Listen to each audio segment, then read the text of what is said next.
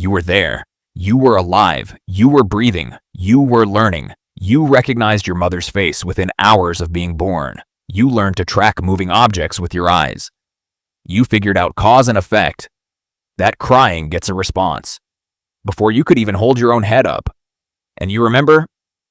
None of it. Not a single second.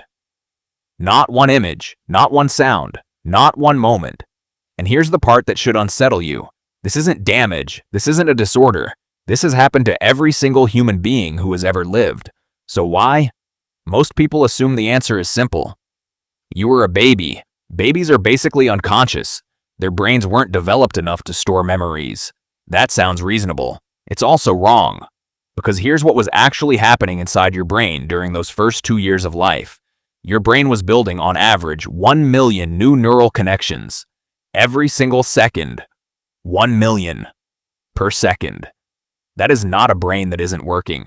That is a brain working harder than it ever will again. Harder than it will during school, during exams, during any moment of your adult life. So the question is not whether memories were being formed. They were. Constantly. The question is, where did they go? Let's start with the obvious suspect. There is a structure deep inside your brain called the hippocampus. Think of it as the brain's filing clerk. Every experience you have passes through it.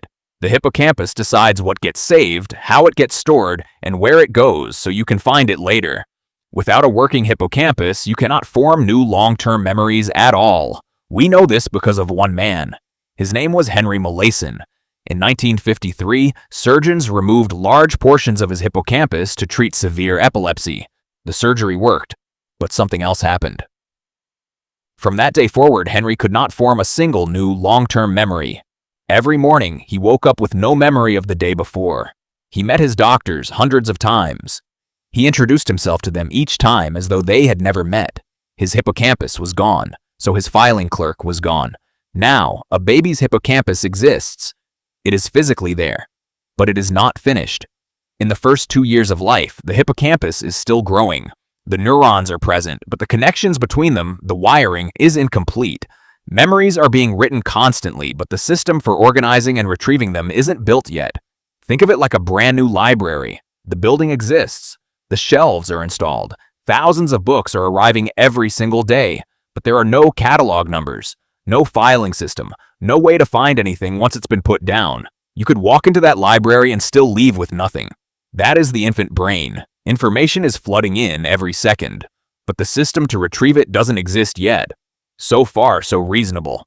But here's where it gets strange, because childhood amnesia doesn't stop at age 1. It doesn't even stop at age 2. Most adults cannot clearly recall anything before the age of 2.5. And continuous story-like memory, the kind where you can place yourself inside a scene, usually doesn't begin until around 3.5 to 4 years old. Think about what that means. By age 3.5, most children are walking, talking in full sentences, forming friendships, attending birthday parties, feeling jealous, feeling proud, telling jokes, and almost none of it survives into adult memory.